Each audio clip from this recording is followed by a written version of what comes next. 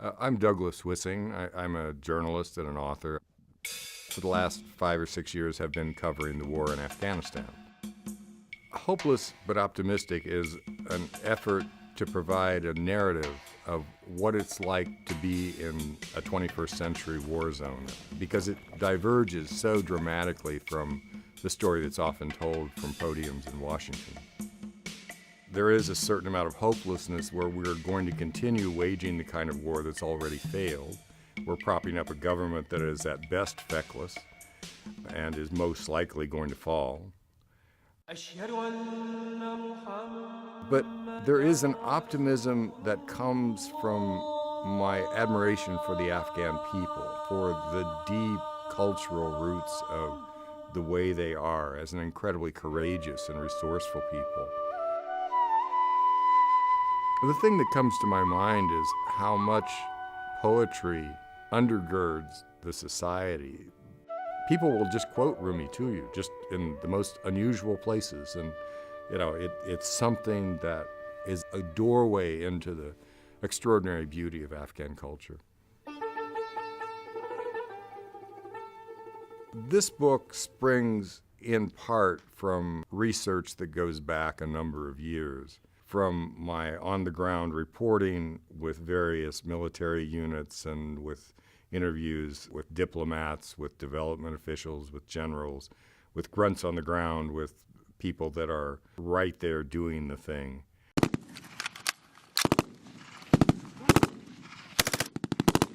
In Kabul, if you're out, the threat of kidnapping is just endemic. It's everywhere, and bombs are going off, windows are shaking. It's just a war zone. It's everything's okay. Boom, it's not. And that's the way it is. Hopeless but Optimistic is about the lives of people at war.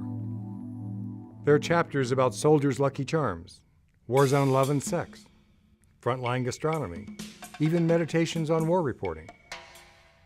I was talking to a friend just before I left for an Afghanistan embed. He was wondering why soldiers would let a journalist stay with them. I was feeling a little puffed up and said something about how this has been going on since Homer, thinking about his eternal tales of the Trojan War and soldiers' perennial desire for some bard to sing their hero songs.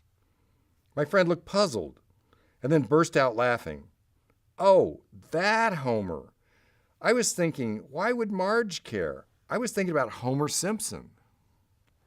For a while, that seemed to sum up the importance of war reportage to me. At best, some mildly entertaining flail at the truth.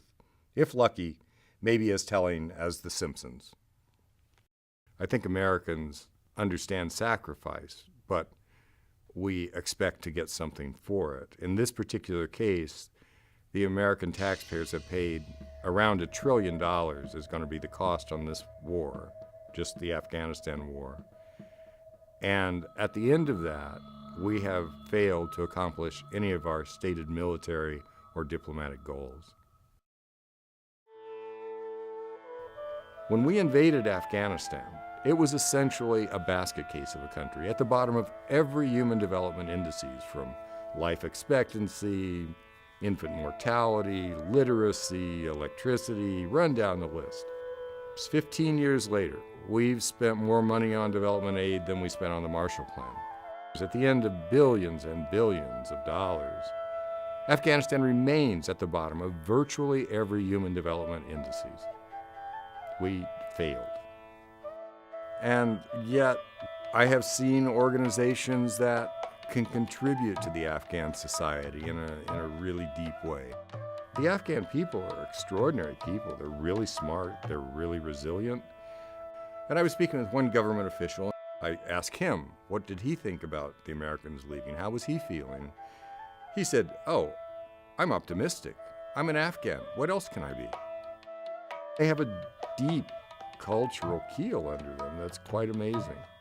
So my optimism has to do with my admiration for the Afghan people and their capacity to run their own lives in a way that makes sense to them.